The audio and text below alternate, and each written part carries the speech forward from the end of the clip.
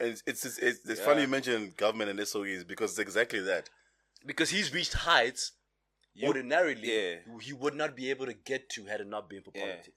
And if you don't call him that, he can do something about you. Yes.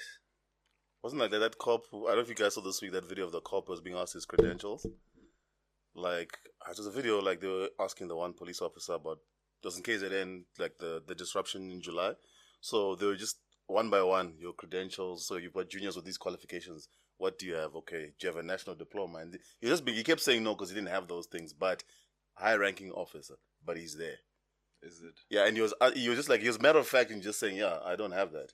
And like where the manner in which they were asking him the questions, it just speaks to that. Okay, so at this level, people are supposed to have these qualifications. Yes.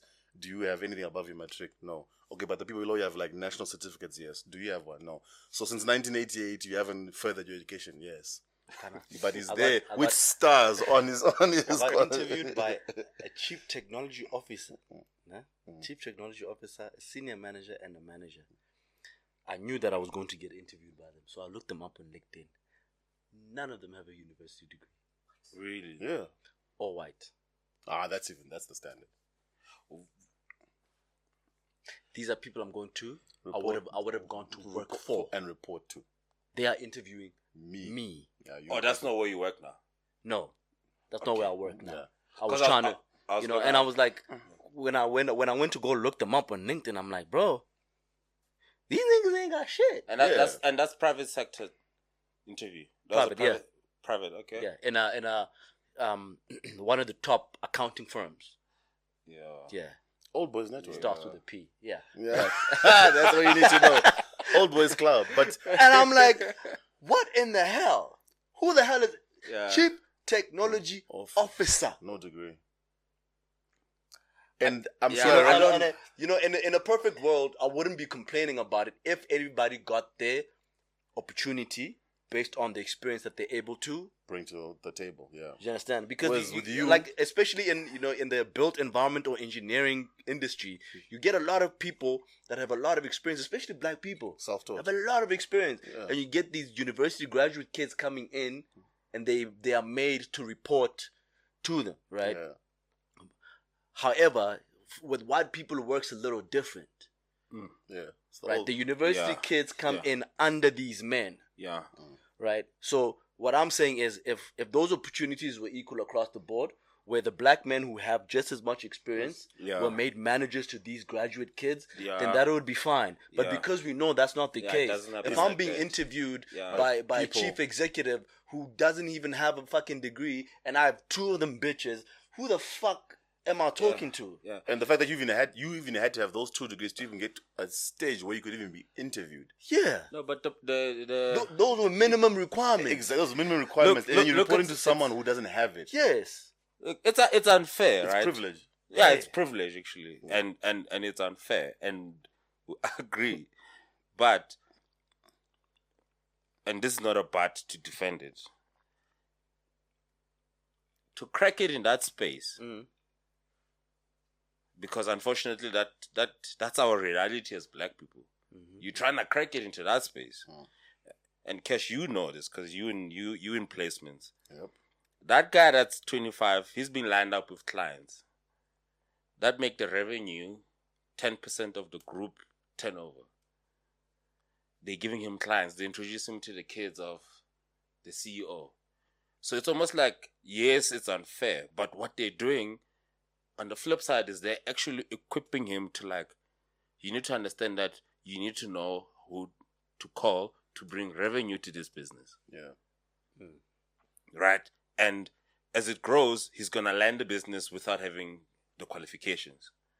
But at the end of the day, if he leaves that auditing firm for the other auditing firm, he takes that at the age of 32, he might leave with 30% of that business. Yes.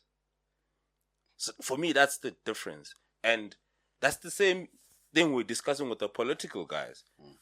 Unfortunately, in government, and I don't know if this happens, where black people have that power, for the lack of a better word, and if they can pull it. Because pull what? The influence. As in like the guy that's got in there because he's got political power. He's got clout. The unfortunate part is, like, when government changes, he's no longer there. So you might have gotten there because of your political power, not because you were qualified to be there. Mm-hmm. But your stay is so short that you still don't even learn, or I don't know if you should learn, because it's inherently not fair.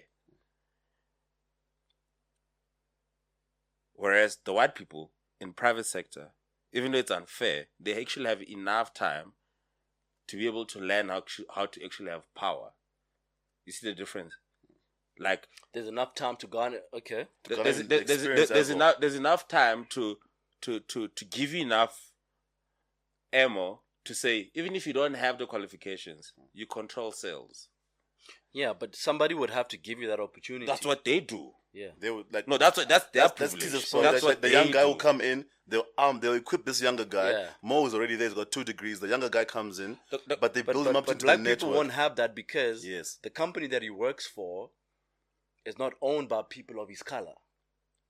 But that's why he's able to report to the graduate kid. Yes. But the white man who's in the same boat as the black man, black person. Yeah. You see, the white people in the company who own the company are able to put him in that position that you just described. They'll even create a department for him. Yeah. And tell him that you must get your resources from your department. Well, but I've been here 25 years. And they'll tell you that. I've been here 25 years. I'm reporting to a graduate who just come out of varsity. Shapila 4 years, 4-year degree, and now I'm reporting to him, but I'm teaching him the job. Yeah, we're structurally lost.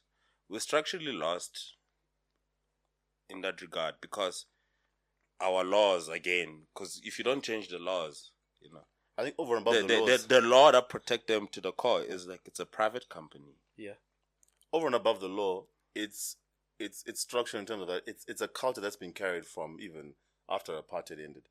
Because what they've done, my dad had the same experience where it's exactly that. As a black person, we know in corporate, you have to grind twice over. Yeah. And then you've got people who you report to or same level, who in essence, you are doing the work, you're teaching them. But like Tisa said, he's going to be equipped to say, look, while you, as a black person more on the weekend, you're doing what you're doing, this younger guy who's going to supersede you quicker and less experience is spending time with a client because they're white. And you went to Kearsley and the son went to Kearsley. And it's just that same thing. Like Tisa once mentioned, like half of these guys, it's like, which school did you go to?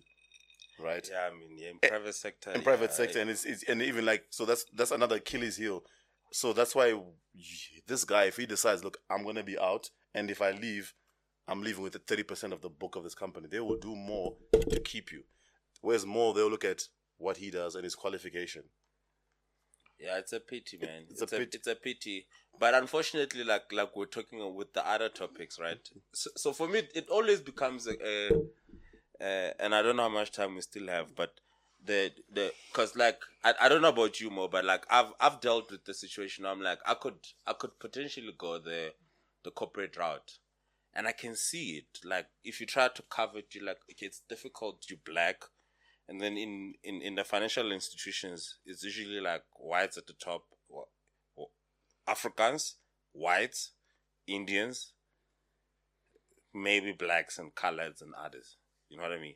So you're like, okay, once you get identified, they'll put you into this pool and you're like, okay, do you want to fight this?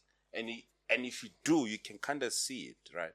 That you got to go this way, change that, and sometimes I'm like, it's not worth it. But I'm like, if we don't do it, how do black people then infiltrate private companies that are listed? Because once it's listed, to a certain extent, it's no longer just yours. It's listed. We work for a financial institution that's listed. I think it requires resilience. It requires resilience. And by resilience, I mean, let's think about. Okay, I can't talk about that, but let's say Tiza has just been appointed as CEO of a big multinational company. Maybe you're the country CEO. Obviously, when you get to the exco, there's about 2 or 3 people who's the same skin color as you. The rest is other people, right? You preside over these people, so that's fine because you're the chief executive. But now you report to a board that's 95% white. Yeah. Right. And now you come in there as teaser, black guy. We're very excited. There are certain reforms that we are expecting from you now that we have a black guy at the helm. Yeah. And you do try to implement them, but every time you do, the board blocks you. Yeah. And I think... And then you start to look like you're actually not doing what you're supposed to be doing. That's what happened to Obama. Yeah. You look like a placeholder. Right? Yeah. You know, everything he wanted to do, he had to go to Congress. And Congress would block every you turn. You wanna do something better for black people? You go to Congress. And Congress are blocking you. Congress is 90% white. They're like, nah, fuck them niggas. Yeah. You know? Yeah. And it's like, all right, gents. Obamacare. Yeah. Next thing you know, the term is over. And it's like, and you ain't do shit. Hey, exactly. That's a good example. So what's going to happen is that you're going to be up there, and they're going to frustrate you out of that job. Oh, please believe that. But I guess the flip side is, for your term, they got good PR. Because effectively they're blocking you. That's why you were there. Yeah.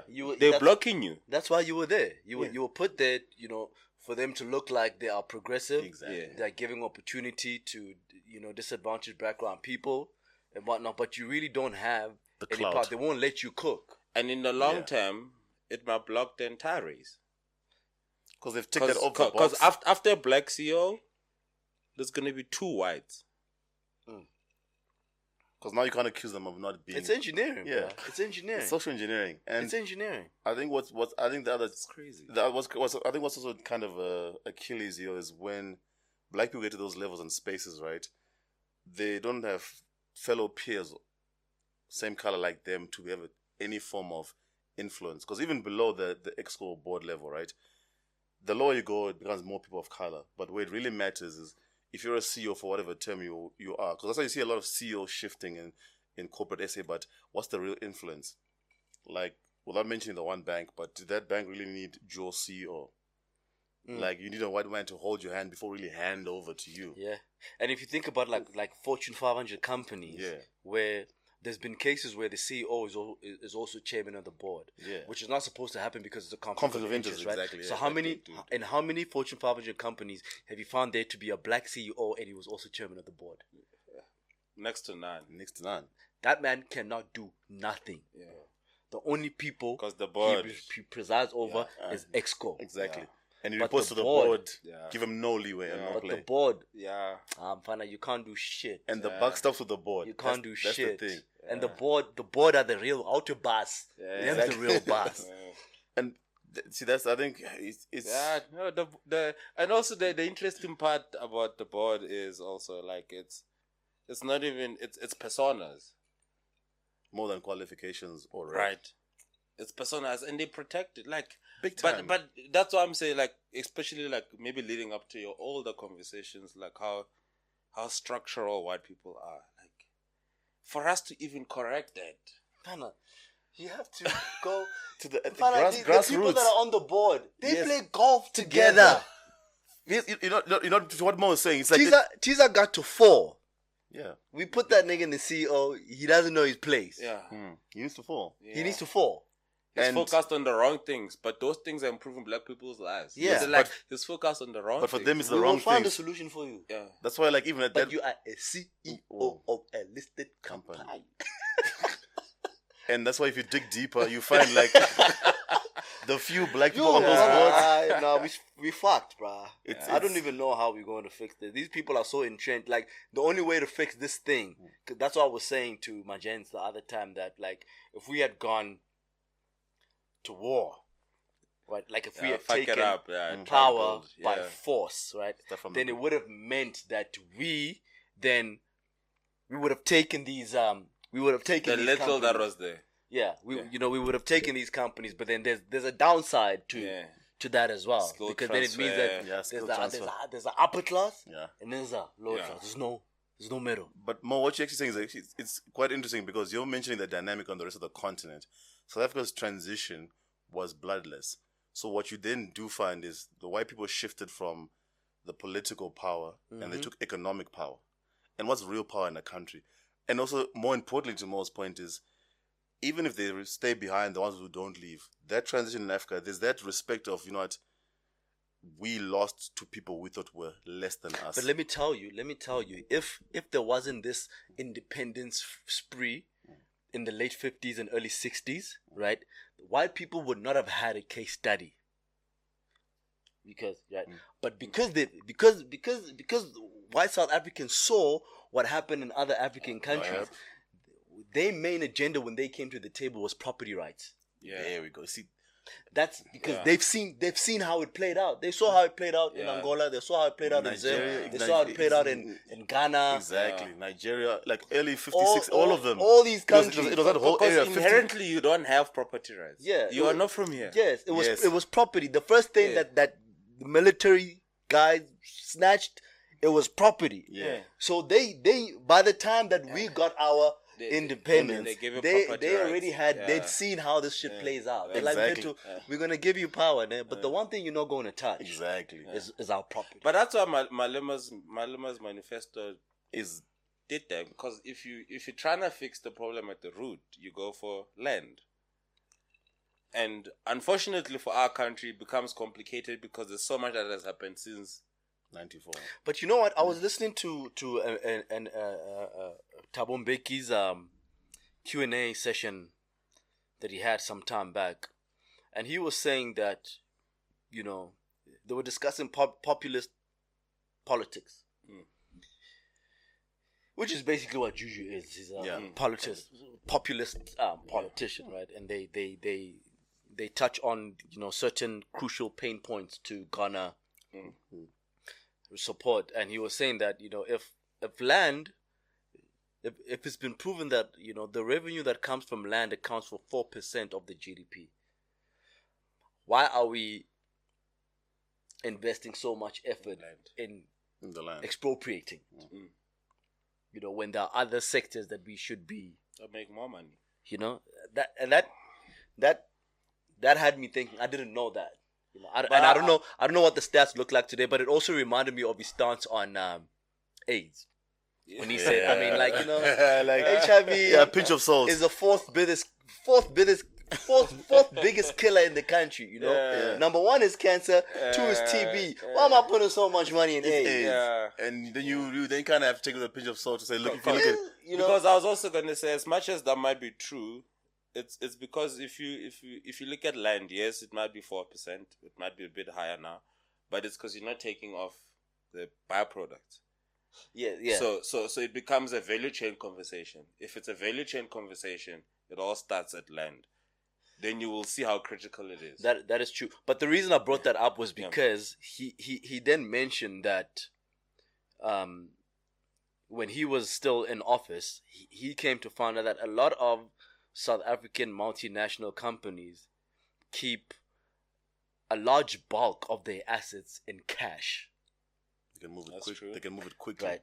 Because they have little confidence in the stability of the South African political system. That's very true. Yeah. They think that one day, somehow, some shit might pop off and they might need to leave the country in a hurry. Yeah. And if we don't have these motherfuckers in cash, it's like an Idi Amin scenario where things can go pear-shaped overnight. We need to be able to move quickly. We need to be able to get out quickly. In business terms, if you look at financial statements, that's generally equity. You can't get your equity unless if you sell. And if shit is fucked up, you can't sell your equity. If it's tied up in assets, so you gotta keep cash. So your equity is being backed by cash, unlike being backed by assets that you can't take out. Because if things were in pear-shaped, you wouldn't be able to liquidate those assets. So you were saying like South African companies keep huge amounts of cash. They do. Huge amounts of cash. Yes, you're probably comparing to those same multinationals where they have presence in other parts of the world. Yes. But their holding is not so high in cash. The amount of cash they have in SA probably speaks to their lack of trust to the local system. At any time we need to get out. At any time when we have to get out and leave the skyscraper, we can sacrifice the skyscraper. But we got the majority out. And let me tell you, so the problem with Cyril Ramaphosa was we thought he was going to be the guy to convince these people to spend the cash. And it seemingly looks like we still don't have a president that can convince them. Because the problem with our country, the reason there's no growth is because they keep into the cash. If you spend the cash, it circulates. and then it will have growth. It leads to growth, yeah.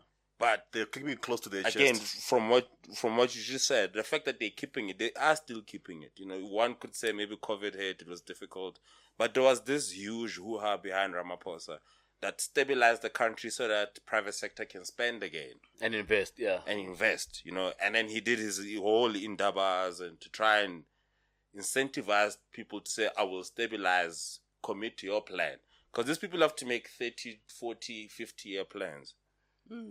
You know, so what's interesting to me is like when the elections come again, we're gonna have to pick a president. It's like, because if you actually want to solve it structurally, unemployment wise, if you're thinking from that perspective, leaving alone ANC politics, etc., you just gotta get a president that can convince private sector to spend the money.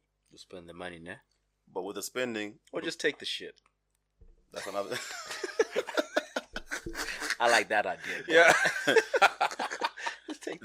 There's pros and cons to that. Like, and I'll tell you from the African setting. Yeah, from an African point of view, it's very tricky. Yeah, cash is from Zim, you must ask. Yeah, like we've seen this movie, but no, Modise did make a good point about how the case study in terms of what they saw, that's where they got smart. And the reason I brought up that point is because it's exactly, we had that. Like, because the transition in this country, there was no bloodshed. It was not taken by force, right? Yeah. To come back to what the dynamics were about in corporate, right? Even in society in general, there's just that almost a lack of respect. Comes back to what we talk about at a very base level, where the young white kids are being told that you're white and how you view a person of color. And it's that whole thing of, because you guys didn't take it from us, they're not going to give you that dap. Whereas places like Zim, we took it from them twice. Forget the status of the country, right? The land issue, when it happened, they thought the old man was bluffing. They thought that nigga was playing. They thought he was playing. But what you never hear in the media is that they did. They thought that nigga was playing when he said in front of sunset clause. Exactly. I wanna at this point. And it was in writing as well. That was not. He didn't wake up one day. You don't hand over the shit. Yeah. And you see what you never hear from the media is the fact that 1980 independence, they went to the UK, the outgoing government and the incoming, they had a discussion, Lancaster House, then UK. At some point, the land was meant to be taken back, and the farmers who improved the land, the white farmers, were meant to be whatever the word, but they were supposed to get their compensation. So now, but the euphoria of taking power so many years later, and then the war vets now start chiming that whole thing of, we need the land. Similar to what Julius is doing, like, we want land. Yeah. So he didn't just then wake up and say, so it became a case of it's in writing. So he goes to the Commercial Farmers Union, like, yo, this is long overdue. They basically told Uncle Bob to go F himself. You see now. So it was in writing. He went to them and said, we need to do this. First he went before the Commercial Farmers Union. But they wanted compensation. He went back to the British. Yeah.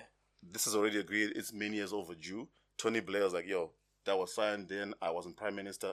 That's not on me. Because by then the UK is in a different space and they're not in a position to compensate the Rhodesian, as in the white farmers in Zimbabwe. See, now you're asking for shit now. Exactly. You're asking for shit when you're telling me that I wasn't Prime Minister. Exactly. You're changing a stance. And it's in right. Yeah, you're shifting goalposts. You're shifting goalposts. Yeah. For Tony Blair, you kind of understand it because at the time the economy of the British economy is not in a position to do that, and it was let slide. It's okay, fine, that didn't work. The original agreement didn't work.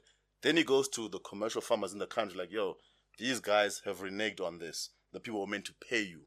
We need our land. Here's a compromise. If you have one farm, give us a portion of that one farm. We give it to the subsistent, the landless majority, the blacks. If you have, and like the minorities they are here, one guy could have plenty of farms. If you've got two, give us one. If you've got one, give us a portion. Just like Tony Blair, they told the old man to go F himself. Then it's like, okay, if we're there, y'all think I'm bluffing. We've tried the normal things, take it. And that's now what I'm alluding to. That's a second occurrence of taking.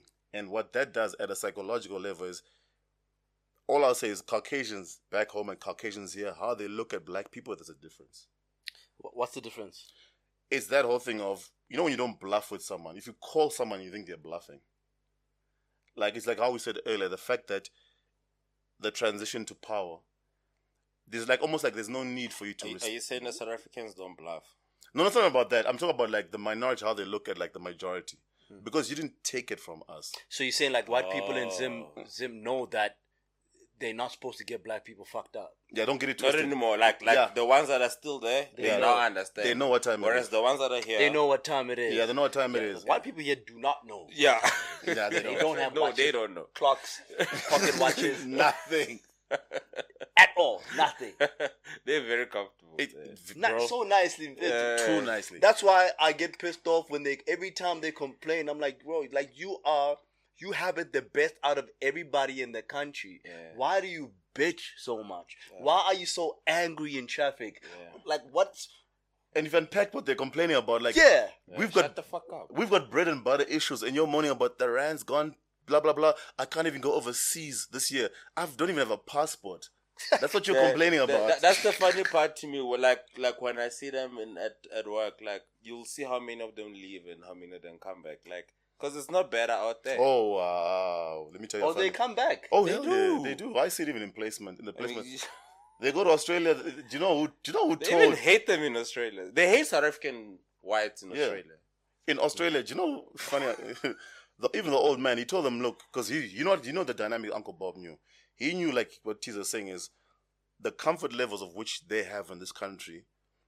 Your skin does not have that much weight outside of this country, anywhere else in the world. Like if you think of in the UK scenario, for you to have a full-time maid, to have a gardener. That's a very small LSM property, large property at that, right? So even with the farmers, that whole thing of I'm going to Australia, it's cool. I know people they go and come back because places like Australia and other places, right? If you're white, it doesn't have the same credence as you're just another white person. You're not British, you're not Australian, you're not Canadian. So you start missing that superiority. So that's the stuff that comes almost standard in places like South Africa, right? Yeah, you're high LSM here, you are lower LSM there. There you have to earn it like anyone else because like in the UK you have like the British citizens of that country, right? Then you've got migrants from like the poorer East European countries like the Polish, the Bulgaria, the Georgians, who they do like the same migrant kind of work. So if you go there and you're a white South African, it now becomes of what are you bringing to the table? But by default, certain doors don't just open because you're white. As they do here in SA. It's a different world. It's a different world. So people I know like bosses, friends, people who've been here, kicked the fuss, I'm going to Australia, we had it good. They go there and then it's like, if you're not Australian, screw you, mate. Exactly.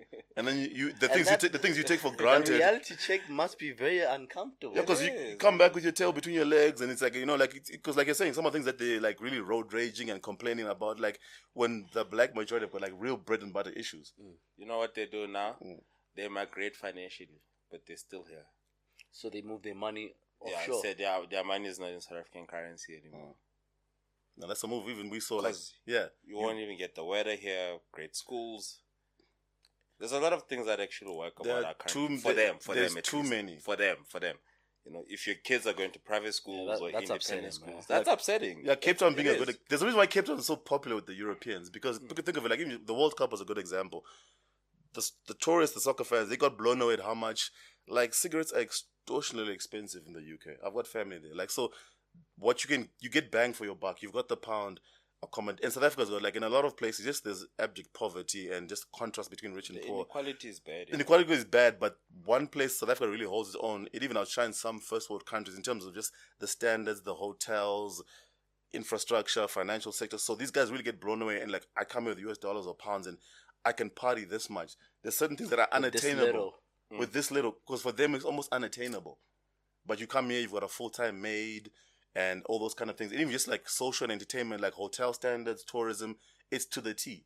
You see now. But it actually also happens to our African people too. Like people live Nigeria, Ghana, come to South Africa for the exact same reason.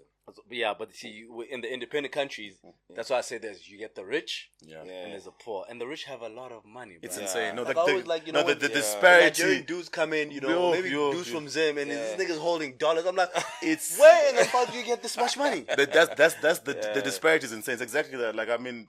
Where do you get that much money? What fucks me? What fucks me up is like how, like other African countries refer to their homes or homesteads compounds. He stays in a compound with private security. I could fit a whole flat into that thing. There's a multi-building, but it's crazy.